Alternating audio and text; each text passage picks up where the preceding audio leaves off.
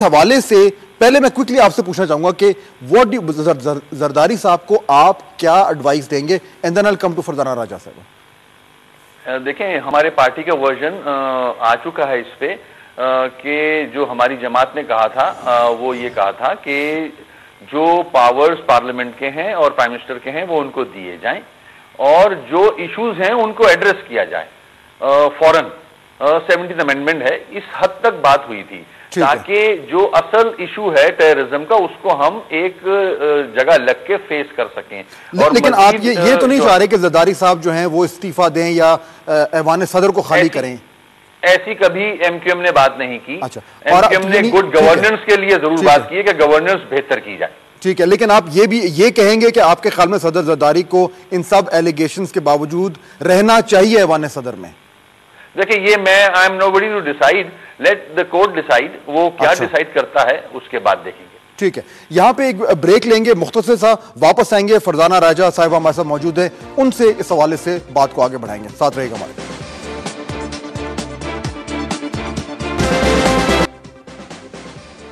Welcome back from the break. बात हो रही है एनआरओ के हवाले से, जो फैसला है सुप्रीम कोर्ट का उसके हम सब मुंतज़िर हैं। हमारे साथ इस वक्त मौजूद हैं प्रोग्राम में वसीम अख्तर साहब एमक्यूएम से, फरजाना राजा साहिबा पीपल्स पार्टी से, और एहसन इकबाल साहब हमें ज्वाइन कर रहे हैं, मुस्लिम लीग नून के मरकजी रहनुमा हैं। एहसन साहब, बात हो रही थी, मैं फरजाना राजा साहिबा की तरफ जाने वाला था लेकिन आपने हमें ज्वाइन किया। बात ये हो रही है कि सदर जरदारी साहब को कितना सिवियरली डैमेज हुआ है इस सारी जो हियरिंग्स हुई हैं। Has he lost out politically?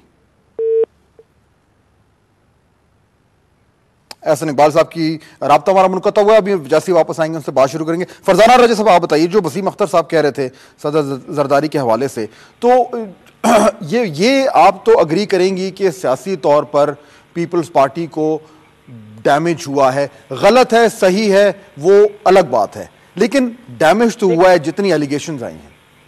मैं यहाँ पे ये कहूंगी कि कुछ लोग ऐसे जरूर हैं और थे कि जिनकी ख्वाहिश भी है और थी कि हमेशा से वो पाकिस्तान पीपल्स पार्टी को और पाकिस्तान पीपल्स पार्टी को एक बड़ी सियासी और कौमी जमात और फेडरेशन की हैसियत से ना देखे, बल्कि उनकी तरह एक इलाकाई या एक रीजनल जमात बनकर रह जाए।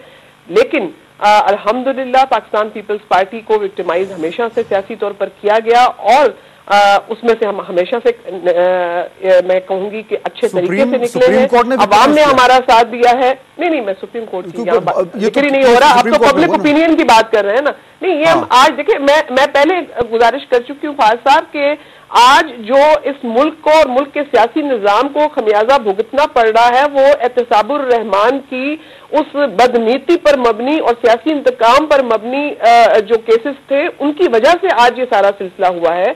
वरना तो मिसाके जमहूरियत की बात की गई थी। मिसाके जमहूरियत में तो ये कहा गया था कि ये सियासी केसेस और सियासी इंतकाम का निशाना जैसे पहले हमने एक दूसरे को बनाया आइंदा नहीं बनाएंगे। क्या ये बात पहले वहां मौजूद नहीं है? या मिसाके जमहूरियत में मौजूद होने के बावजूद हम तो मिसाके जमहूरियत पर चलने की कोशिश भी कर रहे हैं और ये भी देख रहे हैं आप ये देखिए, ये बहुत इंपॉर्टेंट बात है कि हम इतने केसेस बनने के बावजूद सब कुछ भुलाना, एआरडी पे मुस्लिम लीग नून को अपने साथ शामिल करना, चार्टर ऑफ डेमोक्रेसी पे उनके साथ साइन करना, आज भी उनको अपने साथ लेके चलना। अच्छा, अब इस हवाले से हमारी जमहूरी सोच की अक्कासी करता है। इस हवाले से तो एक सुनहरी मौका है पीपल्स पार्टी के लिए भी, एमक्यूएम के लिए भी, कि अगर एनआरओ स्ट्राइक डाउन होता है, सारे केसेस खुलते हैं। ये वही मुकदमात है जिनका आप जिक्र करें कि वो साल हो गए, वो एहतसाब जो ब्यूरो था उन्होंने शुरू किए, लेकिन अब तो एक आजाद अदलिया है। अब तो आजाद अदलिया है, सुनहरी मौका है, क्लियर कर लेना।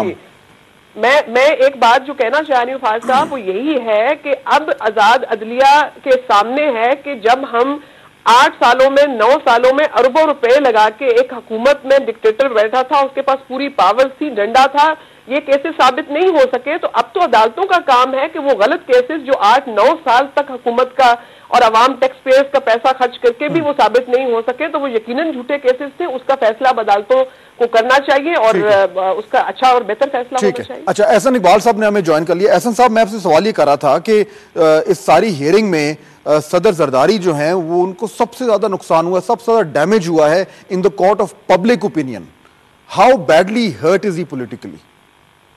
देखिए, ये तो एक इसमें बिलाशुबा उनके बारे में ये तमाम एतराज़ात और हकायक जो सामने आए हैं उससे पोजीशन तो उनकी बहुत अपसेट हुई है और पाकिस्तान के जो सदर का होता है वो पाकिस्तान के वफाक की भी अलामत होता है, और उसके ऊपर जो एक एतमाद है न सिर्फ मुल्क के अंदर बल्कि मुल्क के बाहर बहुत अहम होता है। लेकिन हमने ये पहले भी पोजीशन वाज़ेह की है कि इस मामले में चूंकि वो एक पाकिस्तान की बड़ी सियासी पार्टी के सरबराह हैं, तो उन्हें खुद इन हकायक की रोशनी में अपना फैसला करना चाहिए।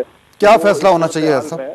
क्या फैसला करना चाहिए? मेरी जाती राय, अगर मैं उनकी जगह होता तो मैं यकीनन स्टेप डाउन कर देता, और मैं ना चाहता कि मेरी वजह से मेरी पार्टी और मुल्क के ऊपर कोई ऐसी परछाई पड़े कि जिससे कंट्रोवर्सीज हों। लेकिन ये हर शख्स अपने हकायक और हालात की रोशनी में फैसला करता है। अब अगर ये बात साबित होती है, जो हकायक सामने आए बिलखसूस स्विस कोर्ट्स के मुकदमे को वापस लेने के, और उसमें जो पुरस्कारियत है कि कोई तहरीरी हुक्मनामा नहीं और किस तरह वो केस वापस हुआ, ये बहुत से सीरियस इससे सवालात कंट्रोवर्सीज जन्म लेंगी। तो क्या इससे हम इस कंट्रोवर्सीज के अंदर फंसे रहेंगे या मुल्क और जमहूरियत को इससे आगे चलना चाहिए? ये वो सवालात हैं कि जिसका मैं समझता हूं कि बेस्ट जज वो खुद है और उनकी पार्टी है। अच्छा, अब मसला ये है कि ये जो फैसला है वो तो आ जाएगा, लेकिन जो हमारे मसाइल हैं, चाहे वो कानूनी हों चाहे वो सियासी हों, वो अभी खत्म नहीं है। अब तो बल्कि एक नया सिलसिला शुरू होगा। और ऐसा सब अब तो ये बात हो रही है कि इसके बाद एक राह हमवार हो गई है। फौरी तौर पर आने वाले दिनों में वाज़ेह इम्कान है कि पिटिशंस आएंगी जो सदर जरदारी की जो क्वालिफिकेशन है टू रन फॉर प्रेसिडेंट वो चैलेंज हो जाएगी, और आर्टिकल 248 भी चैलेंज हो जाएगा। मुझे ये बताइए कि इसमें PMLN जो है वो इस तरह की पिटिशन को सपोर्ट करेगी? देखिए, हमारा वाज़ेह मौक़िफ़ है, और रोज़े अव्वल से जैसे NRO के ऊपर हमने पहले दिन से ये मौक़िफ़ लिया था कि ये गैर आइनी और गैर कानूनी चीज़ है। और अब जबकि मुल्क के अंदर एक आज़ाद अदलिया मौजूद है, हम समझते हैं कि जो भी फैसला हो वो आइन और कानून की रोशनी में होना चाहिए, और किसी को कानून से इस्तिस्ना बुनियादी तौर पे नहीं होना चाहिए। ये एक बुरा कदम है, लेकिन चूंकि अगर ये आइन के अंदर मौजूद है तो इसको इंटरप्रेट भी अदालतें ही कर सकती हैं। क्योंकि आपने उस वक्त जब प्रेसिडेंशियल इलेक्शंस हो रहे थे तब तो PMLN ने ऑब्जेक्शन नहीं लगाया था, और ये पीपल्स पार्टी का बड़ा स्ट्रांग पॉइंट है कि अगर इतना इशू था तो उस टाइम कहते। तो अब अगर ये पिटिशंस आएंगी जी सूरत हाल ये है कि जिस वक्त ये इलेक्शन हुए थे, मुल्क में मोहतरमा बेनज़ीर भुट्टो साहिबा की शहादत हुई थी, और एक कौमी मफामत सियासी मैदान के अंदर थी कि हमने जमहूरियत को स्टार्ट करना है, और हमने मिसाक़ जमहूरियत पर दस्तखत किए थे, और हम नहीं चाहते थे कि वो जो महाजराई और बदमज़गी माजी की है वो दोबारा जिंदा। और अब भी हम उसी वजह से एक बहुत तहम्मुल और बुर्दबारी के साथ चल रहे हैं, और हमें फ्रेंडली ऑपोजिशन के ताने भी सुनने पड़ रहे हैं, चूंकि हम चाहते हैं कि ये मुल्क जमहूरियत की डगर पे आगे चले। लेकिन इसको कामयाब करने की आधी जिम्मेदारी हुकूमत के ऊपर अपनी कारकर्दगी और अपने तर्ज अमल पर है। ठीक है, अब क्योंकि अब बात थोड़ी सी ऐसे साहब नहीं चल सकता। ठीक है, अब बात थोड़ी सी आगे निकल गई। वसीम अख्तर साहब, ये जो बात हो रही है कि अब इस फैसले के बाद फैसला जो भी हो, ये एक जैसे कहते हैं कैन ऑफ वर्म्स तो खुल गया है। पिटिशंस आनी है, सदर जरदारी जो है उनके बारे में कहा जा रहा है कमजोर हो गए हैं। अगर उनकी ये चैलेंज होती है कि वो क्वालिफाइड नहीं थे, जो बेसिक रिक्वायरमेंट थी क्वालिफिकेशन की टू रन फॉर प्रेसिडेंट, अगर वहां पे चैलेंज होती है, वो 248 का जो तहफ़्फ़ुज़ है प्रेसिडेंट को, उसको बाईपास कर जाएगी। MQM की क्या पोजीशन है उस पर? मैं इसका जवाब इस तरह दूंगा कि इट्स वेरी अर्ली, अभी let's wait for the decision. हम कोर्ट के फैसलों पे डिस्कस कर रहे हैं, मैं समझता हूं कहीं ना कहीं ये भी फैसला आएगा।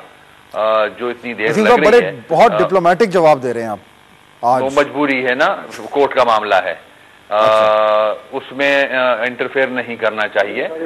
जो आपने सवाल किया है इसका फैसला जरूर आएगा, ठीक है ना। तो अगर हम इस पे बात करना चाह रही हूँ, इस पे अगर हम बात करने शुरू कर दें तो वो गलत हो जाता है। अच्छा जी फरजाना जी, आप मैं फाज साहब ये कह रही हूँ कि मैं वसीम साहब से बिल्कुल इत्तफाक करती हूँ कि जो सब जुडिस मैटर है, और खुसूसन जब फैसला आने वाला हो, जजमेंट रिजर्व कर ली गई हो, तो हम NRO पर डिस्कशन तो यहाँ करनी भी नहीं चाहिए और कर भी नहीं रहे हैं। एक जो आपने इस वक्त सियासी सूरत हाल की बात की और जो डिस्कशन इस वक्त मीडिया पर चल रहे हैं, आपने उसकी बात की। यकीनन हम सबको एक जिम्मेदारी का सबूत देना होगा, चाहे हम सियासतदान हों, चाहे हमारा ताल्लुक मीडिया से हो, सिविल सोसाइटी से हो, वकला हो, कोई भी हो, हमें जिम्मेदारी का सबूत इसलिए देना है कि मुल्क को जो चैलेंजेस दरपेश हैं, उनको क्या चैलेंजेस को हम हल करने